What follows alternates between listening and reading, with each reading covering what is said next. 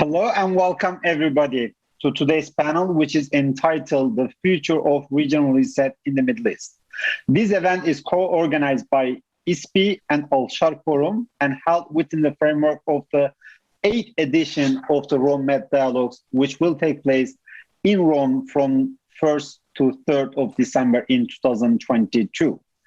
De-escalation has been the talk of the day in the region, but also in many conversations on the regions, in panels, in conferences, in roundtables. Now everyone talks about the Middle Eastern rivals talking to each other, de-escalating their tension, mending their ties.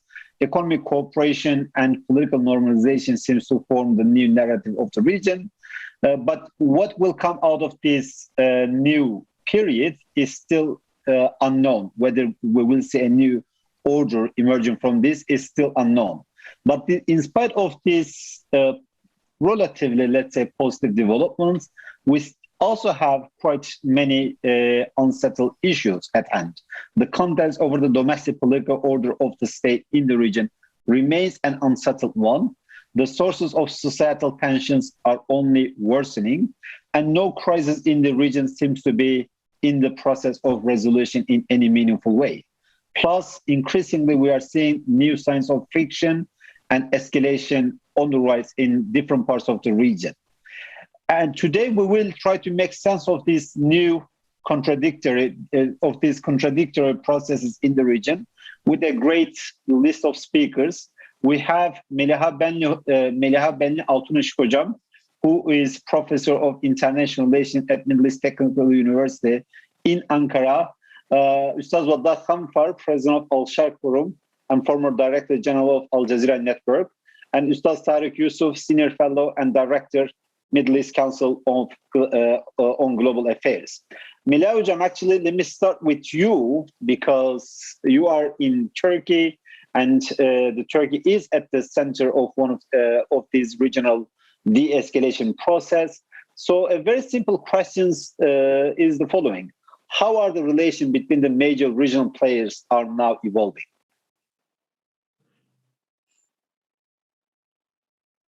Yes, thank you very much. Actually, when we look at regional politics, of course, in the 2010s, regional politics had evolved into competition and conflict with the Arab uprisings and the retrenchment of the United States. All regional powers engaged in a competition, fierce competition actually, which meant that they engaged in a zero-sum relationship. We saw the emergence of three blocs led by Saudi Arabia, UAE, and Iran and its allies, and Turkey and Qatar. Now, in the last 2 years, as you said, this is changing. This seems to be changing. We seem to be entering into a new period. And what are the characteristics of this new period? One is normalization processes and de-escalation. This is what we are referring to here is the Abraham Accords between Israel and some Arab countries, and the end of the Qatar crisis within the GCC, and normalization between different countries. And here Turkey really is at the center of these normalization efforts, and we have seen normalization of Turkey's relations with its Arab competitors and as well as Israel. And when we look at sort of the Arab uprisings conflicts, we see that, okay, they're not resolved, but they're stalemated, and they're not active conflicts right now. And we see that regional countries are also engaging in diversification because they perceive a multipolar world emerging, and therefore they're trying to sort of increase their strategic autonomy. There are different reasons of what we are seeing. Of course, COVID-19 is one. Economic crisis in some countries is another. For instance, in Turkey, this has been an important motivation. And in some countries, on the contrary, the rise of their oil prices and their revenues is driving this. And I think the difficulty of sustaining militarized foreign policies is another region in the reason. And in the case of Turkey, its isolation, and therefore, the spillover of that isolation to Eastern Mediterranean issues, etc. So there have been several reasons for that. And when we look at this new period, there are certain characterization of this new period. Actually, can I just pose a question here? Exactly. Is this a new period or is this a new pause in the regional affairs? And if it is a new period, are we witnessing the making of a new order?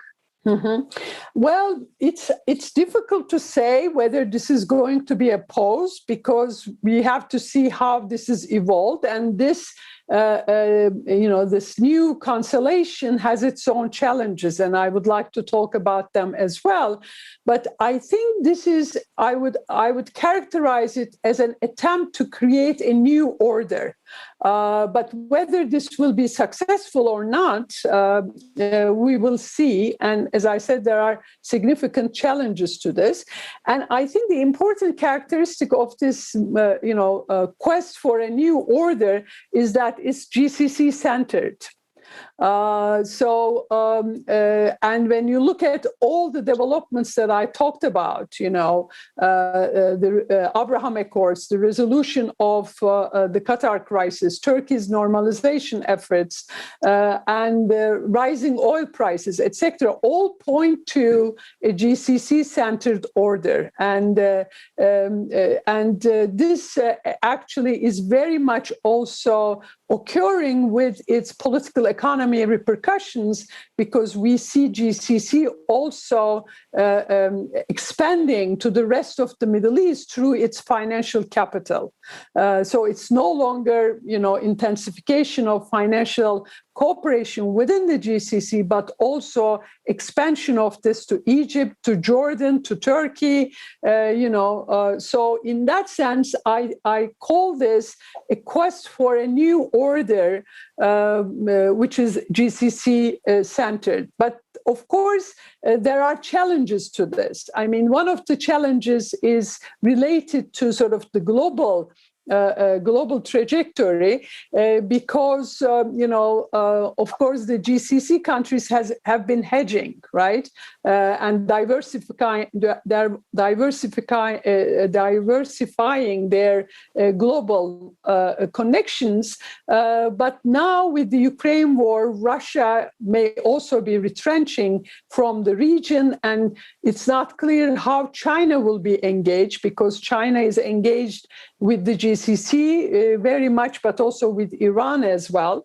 So there is an important uncertainty about the global context and how it will be engaged with the Middle East. There is also the issue of Iran. I mean, how this new order will deal with Iran. Of course, there were some efforts to achieve some modus operandi with Iran through negotiations between Iran and Saudi Arabia, but not much has come out of that. And now with the new trajectory in Syria, with changing Russian role and expansion of Iran's role there will be new challenges. And I don't see a real answer in this new quest for a Middle East order about how to deal with Iran, and this is going to be important. Conflict zones are important because there's a stalemate. Can I ask on Iran, actually? Sure. I mean, do you anticipate now a JCPOA deal will be signed? And if this is the case, how will this affect the Iran-GCC relation? If not, how would you, or how would be the Iran's regional policy? Right. I mean, that's, of course, another variable here. And, sometimes we get optimistic views and sometimes pessimistic views, but ultimately it has not been signed yet. So clearly there are some challenges in that. And whether there will be a new, agreement or not will have repercussions, clearly. But what kind of an agreement will be equally important? I mean, whether this agreement will be the same as it was signed, which is just limited to the nuclear issue, or whether this will be a broader agreement which will have repercussions for Iran's engagement with the rest of the region, will have important repercussions. So there's also an uncertainty there as well. And there is the issue of these conflict zones. And as I said, although there's a stalemate, they are still continuing. So that's another challenge. Thank you. We'll come there. And then maybe let me bring Ustaz Waddah here, because the relation between order and people are crucial.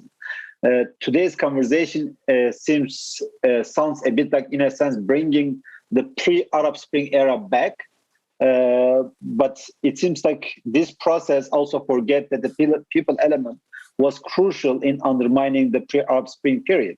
So, Ustaz Waddah, how do you see, what does the ongoing process of regional reset mean for the protest politics, but also the process of change in the Arab world? Thank you very much. I do believe that things are not, at this moment in time, are not clear. So you asked a question, whether this is a new order or whether this is a pause. In fact, it is neither a new order nor a pause. Why?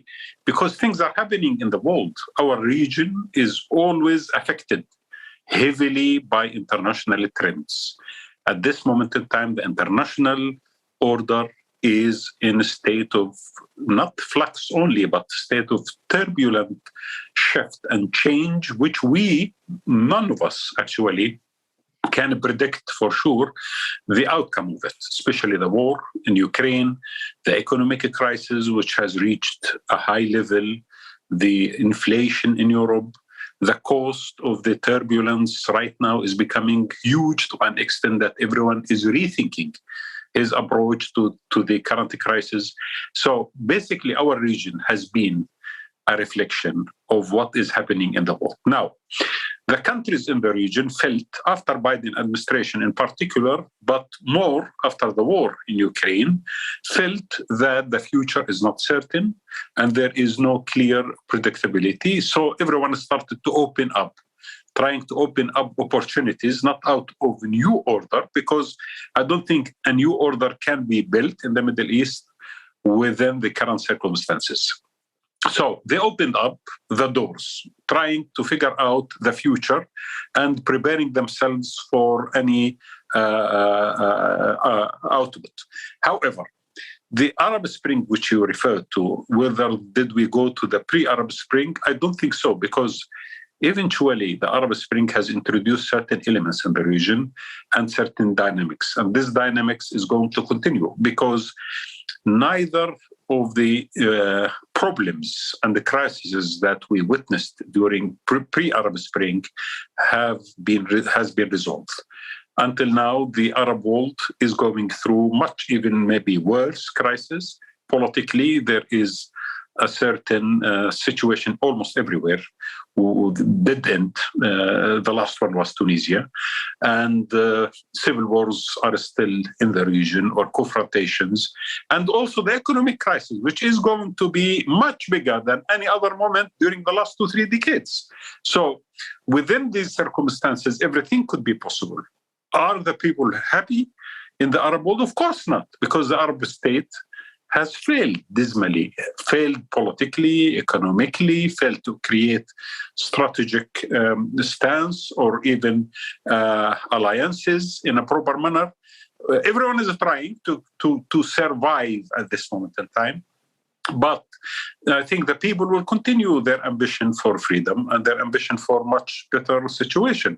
Now, yes, maybe the current approach that Turkey and Qatar has towards the Gulf, Saudi Arabia, Emirates, and Egypt, and so on, might affect the leading factions in the Arab Spring. That could be the true.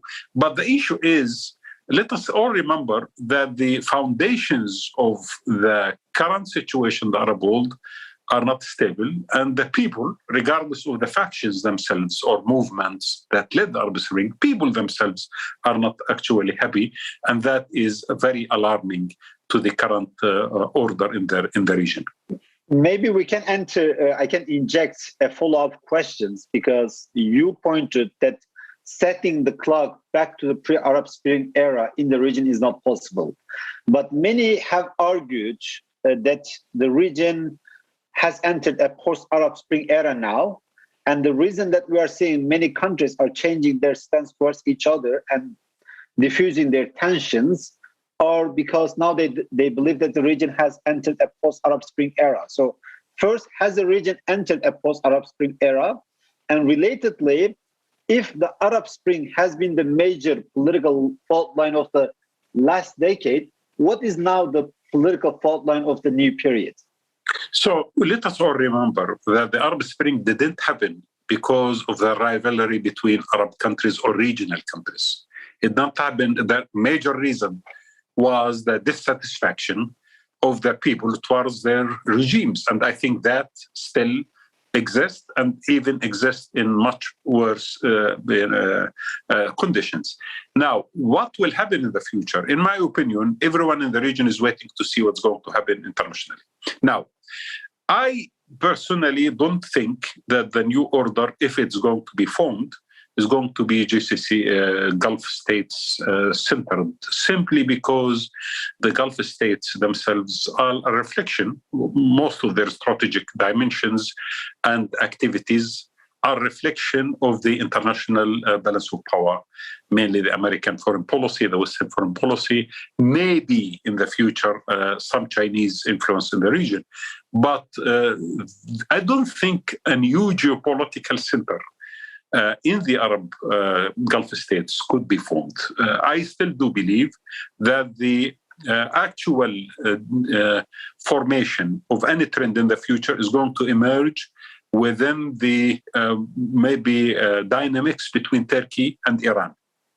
To a large extent, I do believe Turkey is winning some phases at this moment in time, especially with the crisis in Ukraine, because it seems to me that the West has no choice but also to try their best to keep Turkey satisfied, and maybe even China, in order to resolve the current situation, especially the blockade in the Black Sea ports, the issue of wheat and the transportation, many other things. So Turkey has made itself available for the West, but at the same time did not actually go beyond certain limitations in its relationship with Russia.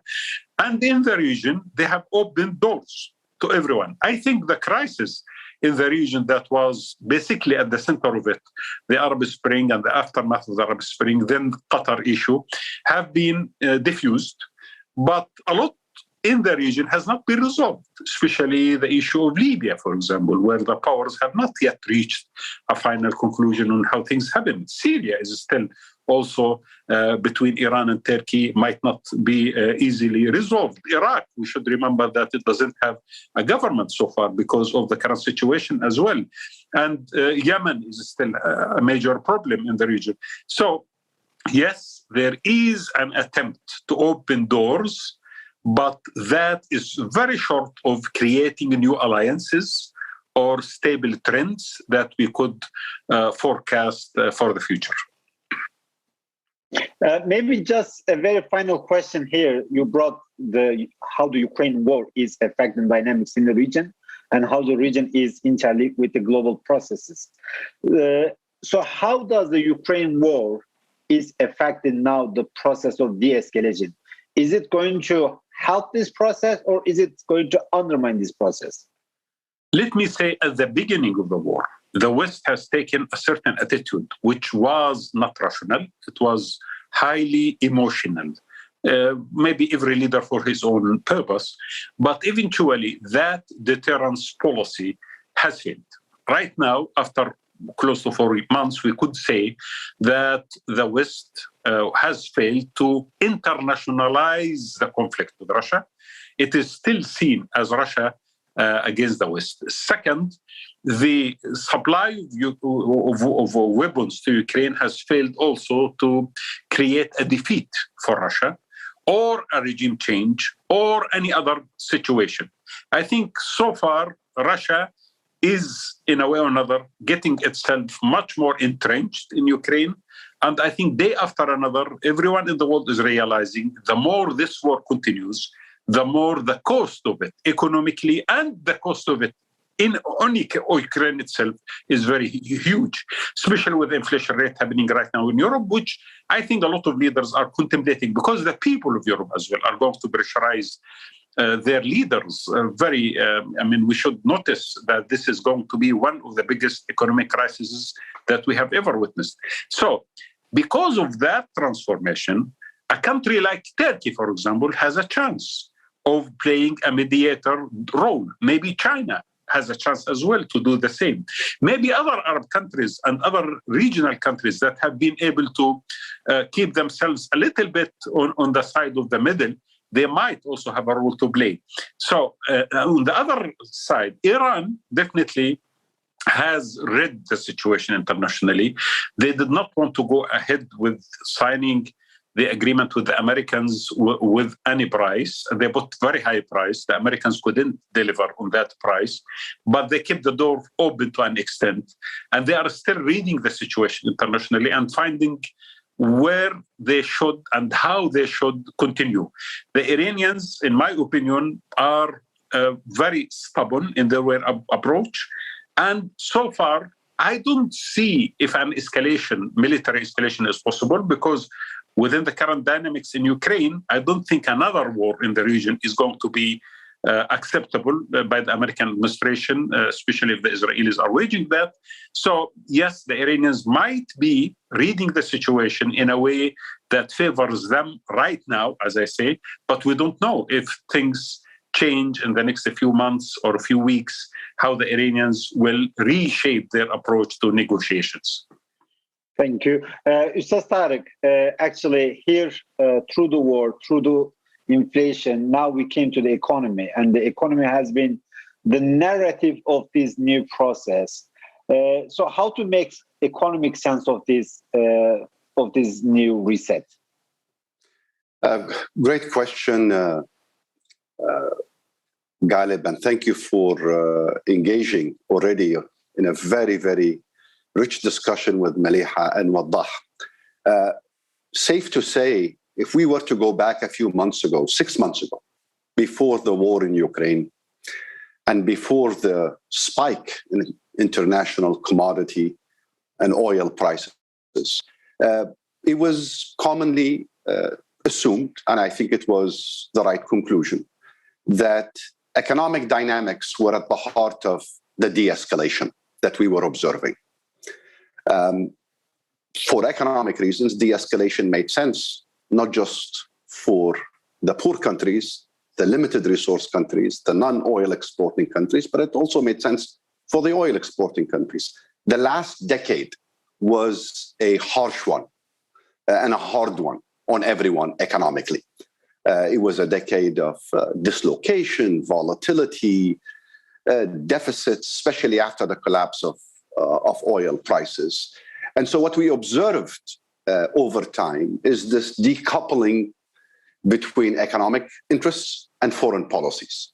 Countries were essentially making their economic interests secondary in pursuit of geopolitical interests.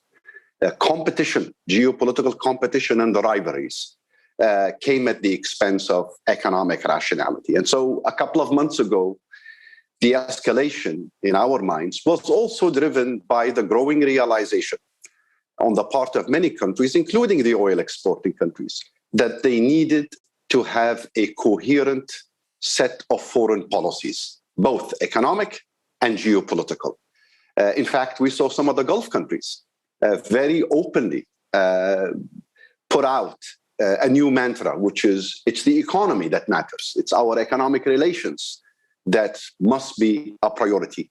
This was part of the calculation and part of the drive. Keep in mind also that we were still in the context of a very slow, stubborn, and an uncertain recovery from COVID, and a very uncertain outlook about what happens to oil and gas prices and commodity prices at large.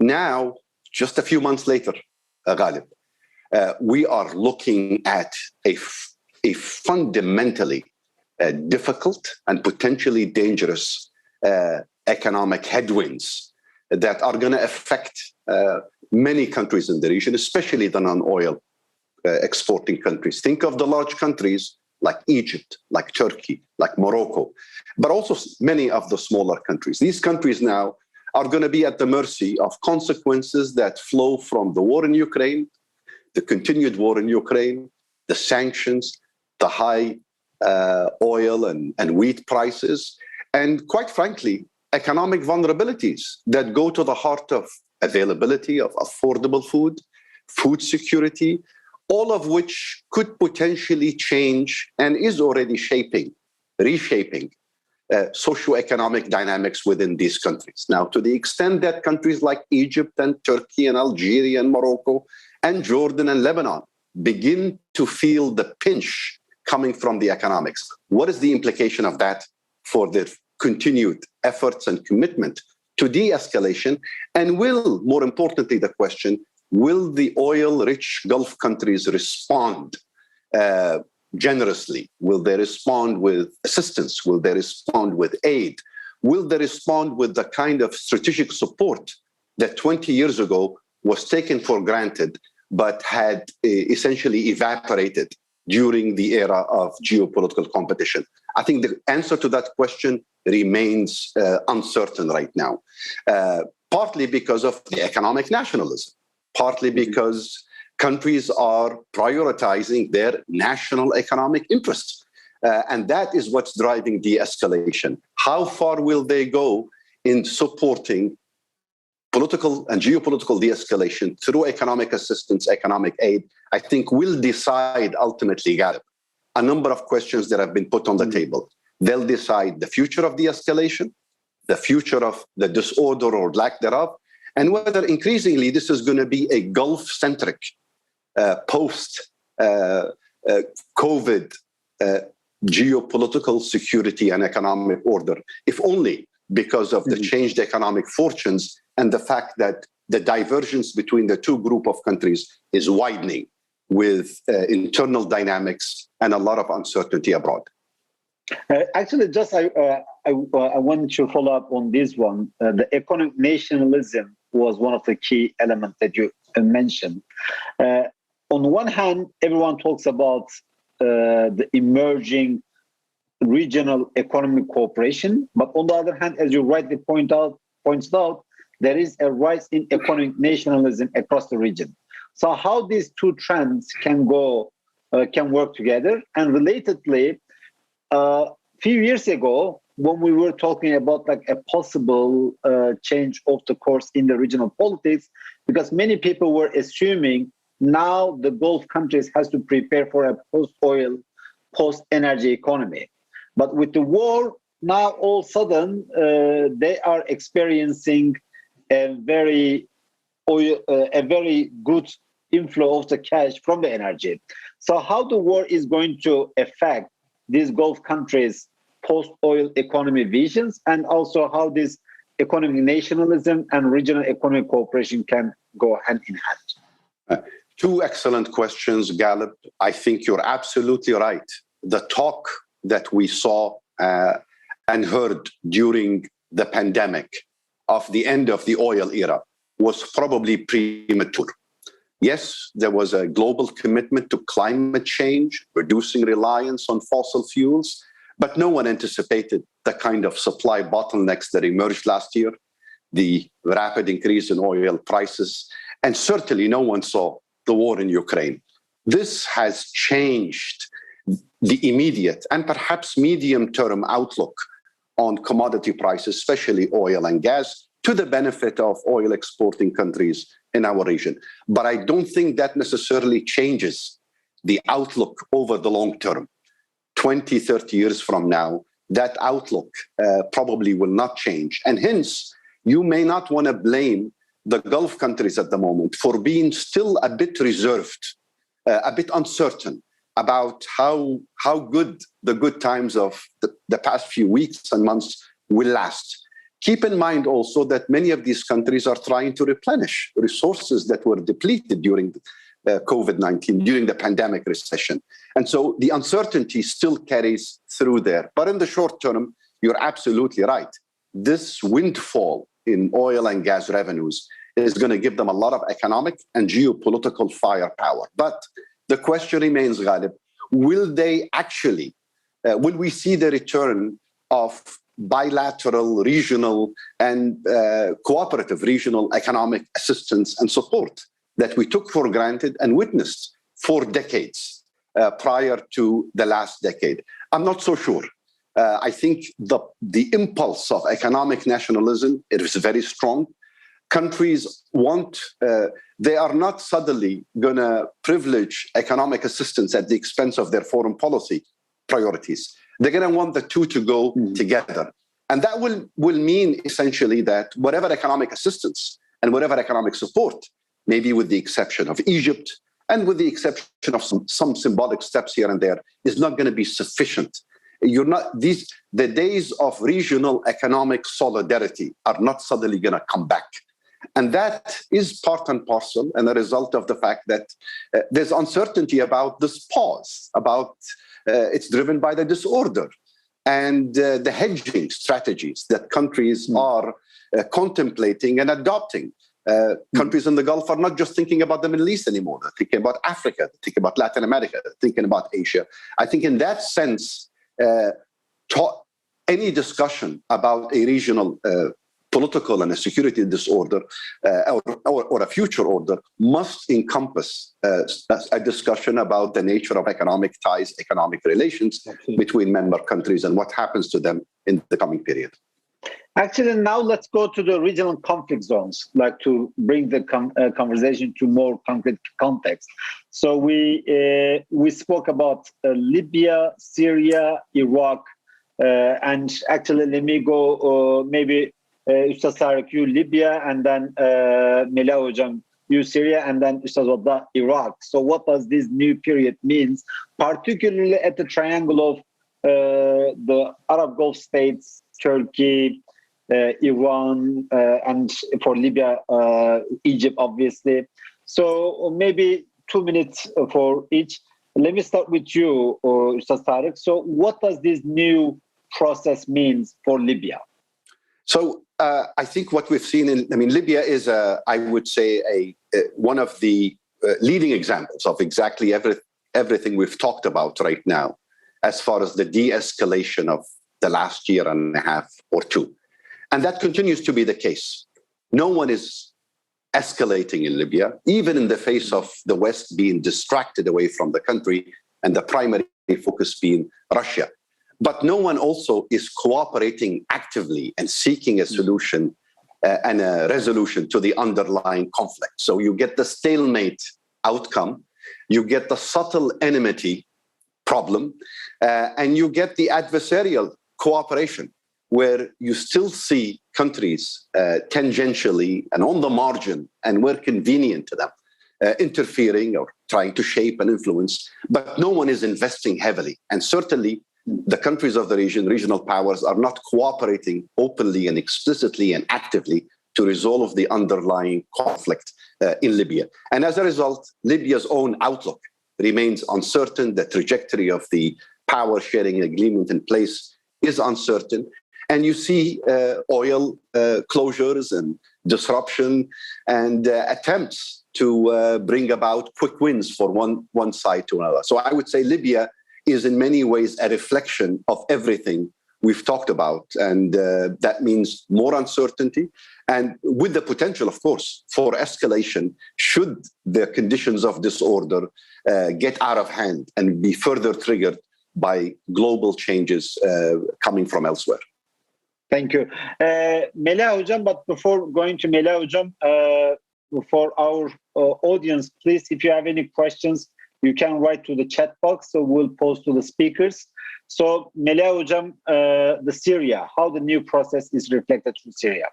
Yes, well, Syria is, I think, more affected by the Ukraine war than the normalization efforts in the region, because, as you know, Russia has been the main actor in Syria, and with its war in Ukraine now, it has already, a retrenchment from Syria already started. Of course, it's hard to know whether this would be continuing or this is just for a short period of time, but already we started to see the impact of this war. On the one hand, on the ground, Iran has expanding its influence in Syria, and we also see Turkey trying to use this opportunity to expand its presence in northern Syria. Turkish president talked about a 30-kilometer buffer zone as Turkey's objective in Syria, although so far it seems that Turkey has not gotten the support or green light from Russia to this project, but maybe on the ground, trying to sort of expand its control. And of course, this may mean escalation between Iran and Turkey. And Iran has been very critical of any kind of Turkish military intervention, further military intervention in northern Syria. And Iran's increasing influence also may mean escalation in terms of more Israeli involvement in Syria. And there is also a possibility of escalation between US and Russia in Syria as well, because as we know, prior to the Ukraine war, US and Russia, they were talking to each other about Syria, but with the current state of affairs, we may expect that there could be some tensions between these two countries in Syria as well. So, I mean, the Ukraine crisis is not a good sign for Syria, and there may be escalation, unfortunately, in Syria due to these developments. But it may also lead to,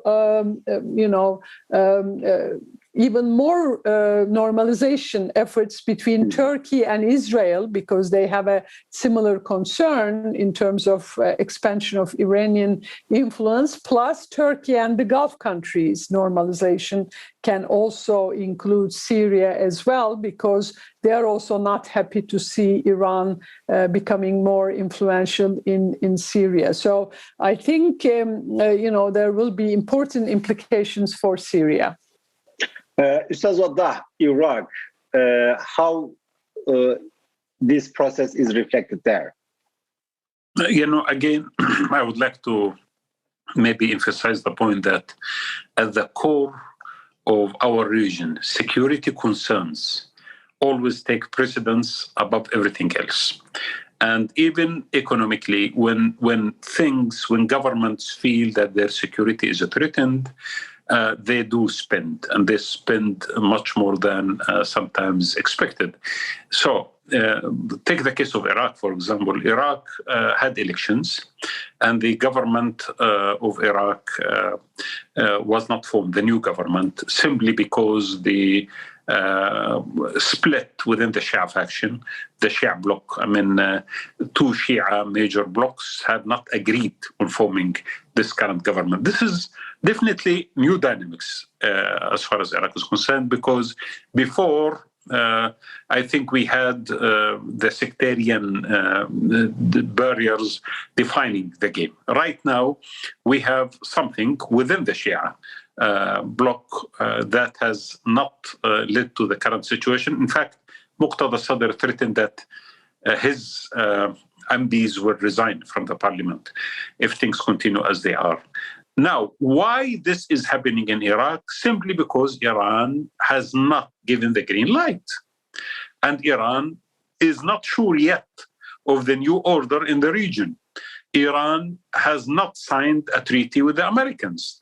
And the Iranians will keep Iraq at this stage as it is, until they are sure how to proceed. A deal in Iraq could be reached if the Americans and the Iranians, for example, reach a certain agreement, and then yes, our new prime minister could be agreed upon, and something might happen. But until then, the situation in Iraq will continue to be unstable. Not only that, also let us go to Syria. Syria is another example. Yemen is a third example. So the geopolitical competition in the region and the fact that we don't have clarity on it will continue to be unstable. A deal between Saudi Arabia and Iran, for example, right now is not easily expected until we know how things will evolve between the Americans and the Iranians. And I don't know what the Iranians have in mind. We don't know. They might surprise us. I mean, the Americans, they spoke about a few weeks before the Iranians could reach the nuclear weapon. I don't know if that is just propaganda or the Americans are trying to pressurize for an action and justify in front of the Republicans and others. We don't know. But what we know is that the Iranians, who are reading the situation at this moment in time, are not going to reach a moment of settlement within the regional partners with Turkey and with Saudi Arabia and others unless they know how the relationship with the Americans will proceed. And that, of course, is going to be tied as well to the current balance of power internationally and the competition or the conflict between the Americans and the Russians from one hand and the Americans and the Chinese on the other hand. Well, we have many questions from audience as well, so I will try to group them and ask you. Actually, let me continue with you because there is a question regarding Yemen. So how do you see this process affecting the Yemeni conflict? Particularly, is the truce likely to lead to a peace negotiations? One of the participants are asking. I can also add a question to Iraq because Iraq is quite important. We have seen Baghdad conference last year, where many regional actors, leaders, etc., attended. What do we make of the Baghdad conference? Is this a nucleus of something that can be built upon, or was it just like a one-time show? Okay, now regarding Yemen, there is a track between Saudi Arabia and Iran, which the Iraqis are sponsoring, and they had a few meetings. Always when the issue of Yemen comes up in these negotiations between the Saudis and the Iranians say one phrase: this is a Yemeni issue. We are not going to interfere in it. However, if you would like us to maybe mediate, we could do that. So they are not acknowledging, and they don't want to acknowledge that they are actually the decision makers on the issue of Yemen, because all of us know that the Houthis in Yemen are supported militarily and trained and protected by the Iranians. Now, this is one issue of Iran that they will keep the Yemeni story in their hand. For now, yes, there is some form of de-escalation. But again, this will continue to be a hotspot that might explode when it is convenient for the regional partners, especially for the Iranians. This is one. The Iraqi story is another one. Now, whether Iraq, given the current circumstances, could become a center for some form of geopolitical action, I doubt it.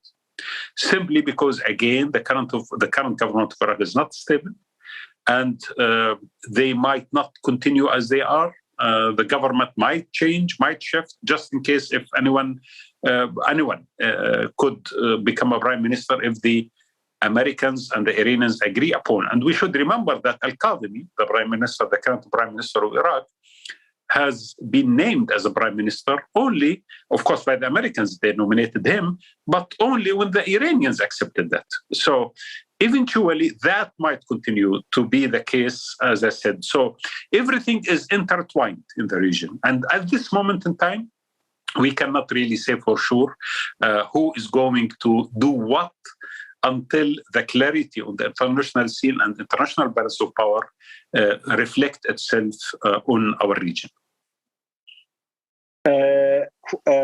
Follow-up questions actually to Meliha Hocam and also Ustaz Tarık. One in the audience is asking, will the quest for EU energy diversification and growing energy prices ease tension over the natural gas resources in the Eastern Mediterranean? Maybe to Meliha Hocam.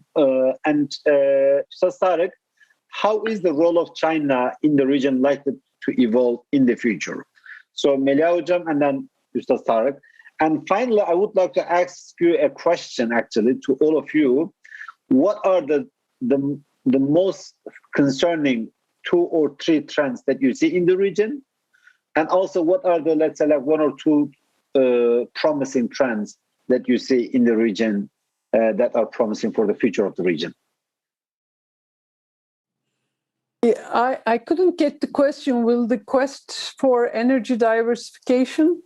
Like basically, is the EU's quest for energy diversification after the war in Ukraine, I assume, will this help to de-escalate the tension in the Eastern Mediterranean? Mm-hmm. I mean, I think this is not, of course, this became a more pressing issue after the Ukraine war, but this has been there all along. I mean, that was one of the, of course, dynamics in the Eastern Mediterranean that the EU has been looking for diversifying even before. So I think more than that, the normalization efforts are, I think, contributing to de-escalation. And there could be new opportunities to cooperate also with different Eastern Mediterranean regional countries. I mean, for instance, Egypt is looking forward to export more of its LNG to Europe, and there could be, cooperation between Israel and Turkey on this issue as well, because of the pressing need to provide alternative energy, natural gas to Europe. So, in a way, we may say that this situation can accelerate the already existing, de-escalation in the Eastern Mediterranean, and hopefully this can also be reflected in Turkey's relations with Greece and also Republic of Cyprus. Thank you, Ustaz Tarık. Yes, thank you, Ghalib. On China. The China question. And actually, there is another question from audience. Let me also add this as well. How the competition between Russia and the West, what are the spillover of this competition in Libya? And then I will also ask later to Ustaz Wadda, how do you see the region's relation with international powers changing after the war in Ukraine, with the idea that the US is downsizing, that China is coming more, the Russia is being bogged down in Ukraine. So, Ustaz Tarık.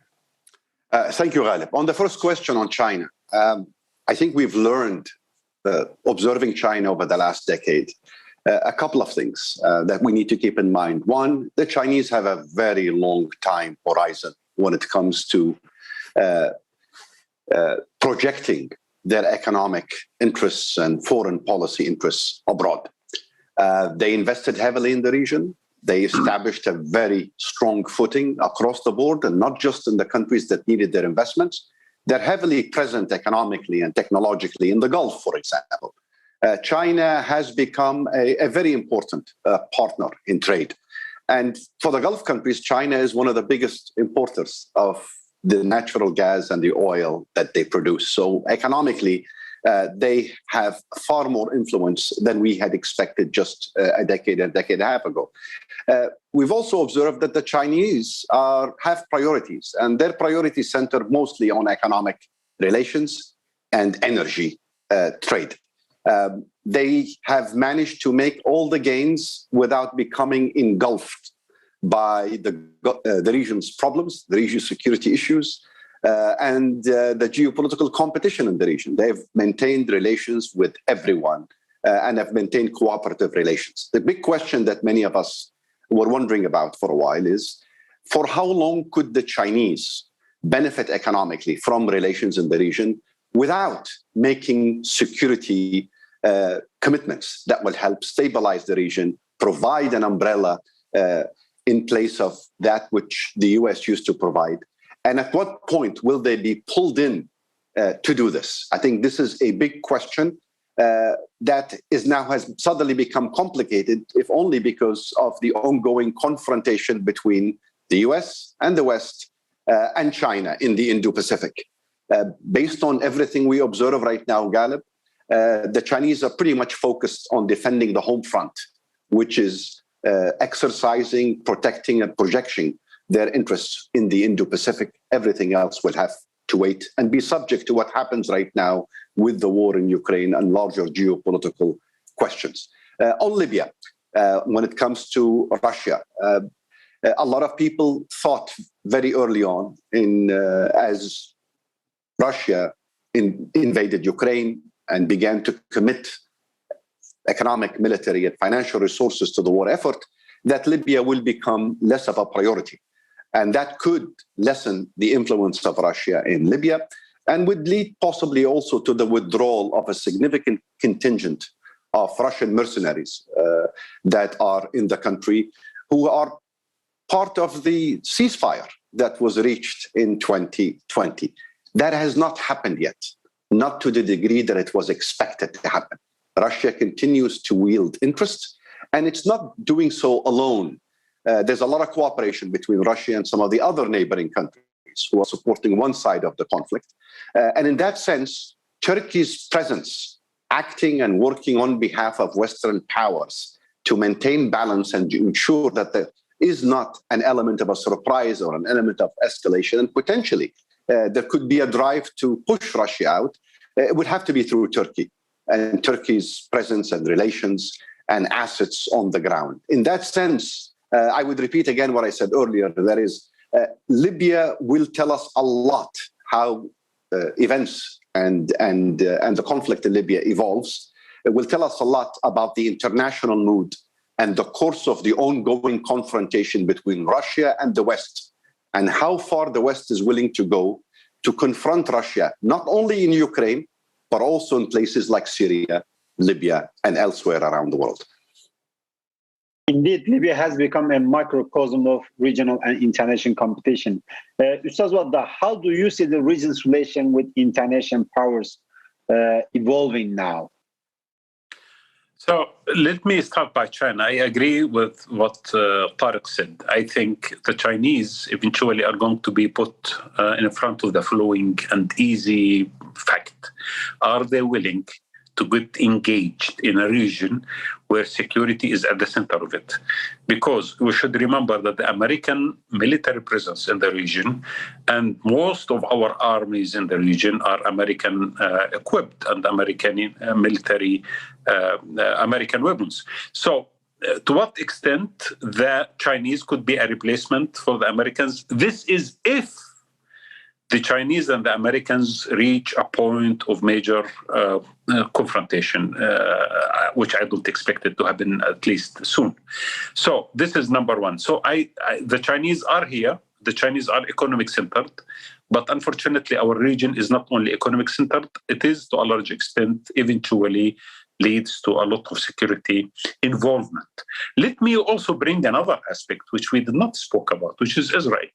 I mean, we spoke about the Abraham Accords. I do believe that the Palestinian issue is not, in fact, becoming less important at this stage. We have witnessed during the last few weeks, especially during the month of Ramadan and after that, how the escalation inside Jerusalem and in Al-Masjid al-Aqsa and in West Bank has reached very high limit, which we did not expect actually before. So at the heart of this region, with all the normalization between Israel and the regional actors, Saudi Emirates, Morocco, or with Turkey and others, I don't think that the situation in Palestine is going to be easier. And once that becomes much more complicated, that becomes a serious conflict, everything else will be affected as well. Because the conflict is going to be about something which might touch the hearts of the people of the region, maybe the Islamic world, which is Jerusalem and Al-Masjid al-Aqsa, which is very serious for everyone. So again, that is another factor in the region. To what extent that will affect what has been done during Trump era, the end of Trump era, I don't think what has been done is changing strategically the dynamics of confrontation between the Palestinians or about Palestine in the region. The last point is the Americans at this moment in time and the Europeans are seeing, especially the Europeans, the economic repercussions of the current situation. Not necessarily everything because of Ukraine, but to a large extent, the Ukrainian war has led to a major, it is a major factor of the current economic situation. And I think now, as we speak, in France and Germany, there is a lot of pressure from the public. Just a few days ago, Germany had local elections. The turnout was only 55%. And that is interpreted as lack of trust in the current government and the political elite, because the inflation and the economic issue is becoming to the Germans and to the French and to many other countries in Europe in particular, the most important worry, more even than the war in Ukraine. To what extent that will reflect on changing the paradigm? The Americans and the Europeans from the beginning of this war have embraced a paradigm of escalation. And the escalation has a limitation because they don't want to reach a major confrontation between them directly and Russia. There are two nuclear powers. No one would like to see that. So if the Russians continue to proceed in what they are doing in Ukraine, what the West is going to do is going to have another paradigm. We are going to see another model of relationship where things could ease up towards a solution, and we forget about either we defeat Russia totally and liberate every meter in Ukraine or reach some kind of compromise. We still have to see, but I think the next few days are tilting towards that dimension, that transformation of vision from total confrontation into some form of compromise. Actually, you already responded one of my follow-up questions, but there are two more questions that I need to pose it to you. I remember one of the title of a book that used to call Old Europe, New Europe, Core Europe. And I think we can use this for our regions, old agenda, new agenda, core agenda. And what is where does Palestine stand on the regional agenda? The first one. And secondly, someone in the audience are asking, how is the Israeli role in the region are changing? And will we see a new round of Abraham Accords? And actually another question that is very it's related to this is that the ties between Israel and Morocco has resulted in growing tension over Western Sahara and between Rabat and Algiers. So again, how the Israel's place in the region is shaping the intra-regional politics. So at the center of this region, there is a major historical crisis called the Palestinian-Israeli issue. Now, a lot has been done. Every country in the region, if they would like to pass through certain circumstances, ease up their tension with the Americans, they compromise on the issue of Palestine. But so far, I have not seen, including earlier treaties signed between the Israelis and the Jordanians and the Israelis and the Egyptians, I did not see that the core issue, which is the Palestinian right of existence, the Jerusalem issue and the refugees, is actually going to be resolved. And I think most of the governments who have gone so far in signing deals with the Israelis and normalizing the relationship with the Israelis lost. It means they did not achieve even that target of them becoming very close to the Americans or resolving their domestic issues. So the Israelis have not helped much, actually, in stabilizing our regimes in the region. And I think the Israelis are more becoming restless at this moment in time. They are even less stable politically, as we know that the government of Israel, 3 Knesset elections have not resolved the kind of delicate balance between the two blocs. And the last one, the Israelis, now Israel has become officially an apartheid state, basically. I mean, they have adopted the two-state solution has failed totally. And now Israel is moving legally and moving practically into an apartheid state. And 3 major organizations, Human Rights Watch, B'Tselem, which is an Israeli human rights organization, and Amnesty International declared Israel legal, and this is important, legal status as an apartheid state. So this will eventually lead to more tension in that fight, and that tension could be within the context of a region that is not stable, within the context of Iran is trying to find for itself a much better deal, within the context of economic crisis in the capitals around Palestine, that anger might reshape itself in any way that might be violent, that might be extreme, that might be unexpected. Melih Hocam, you talk about concerning your concerns and the challenges that are on the horizon.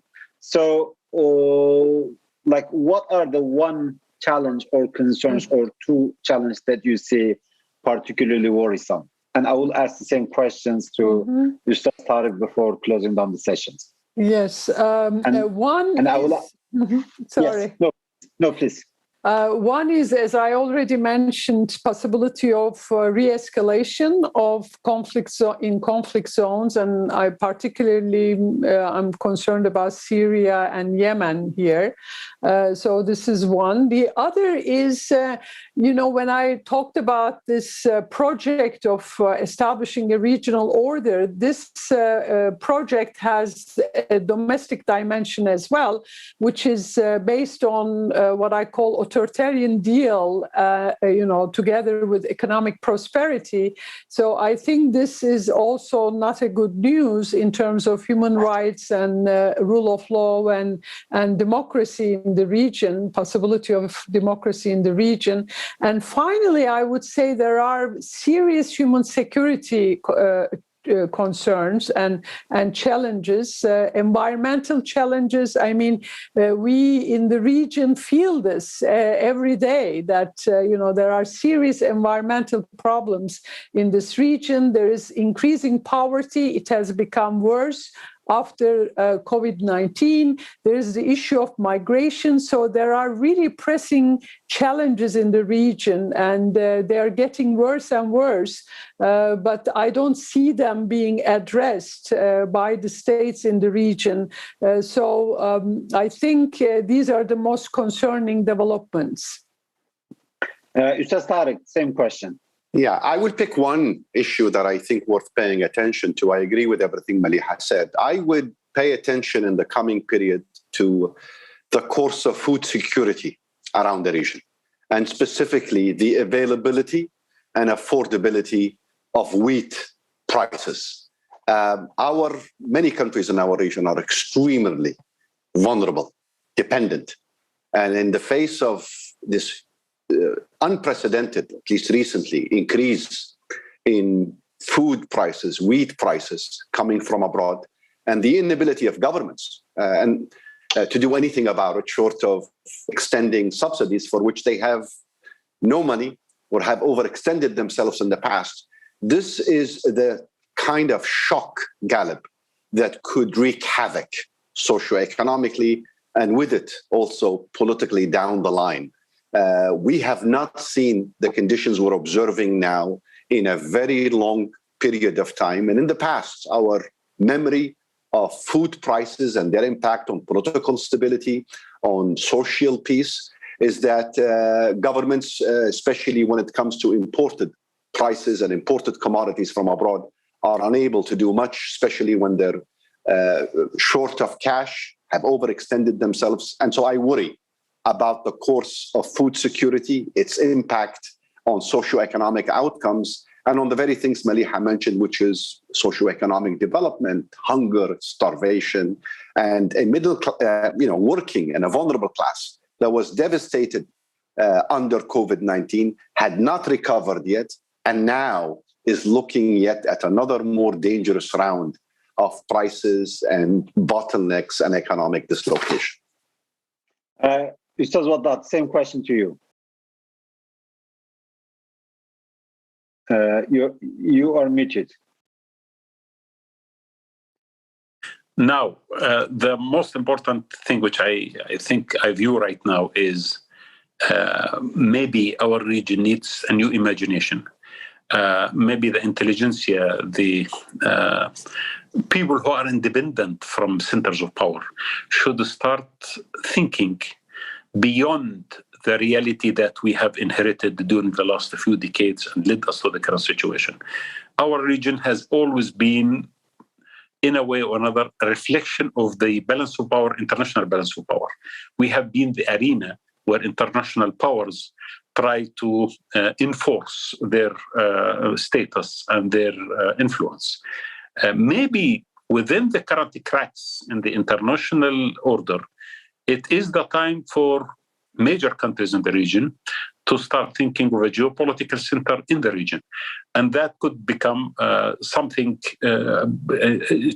could change the rules of the game. It starts with economy, and then after that moves into other interests.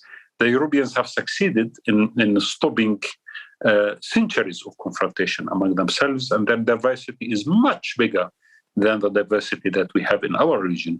I think we need some good leaders who could sit together and try to form a new concept, a new idea that could work. And I think, although the current leadership might not be, some of the leaders in this region might not think strategically about these matters, but I think civil society and intelligentsia and intellectuals and political thinkers should start writing and talking about it across the barriers. And we should stop thinking of the limitations that we have been going through, and we start thinking about the possibilities and the opportunities that we could develop in the future. Otherwise, our region has a very bleak future. If we continue playing the game as it used to be, if we continue to wait for the international world order to settle and then to find for ourselves a protector, whether the Americans or the Chinese, I think we will continue to be the playground for a political game, which will never be in the interest of our nations.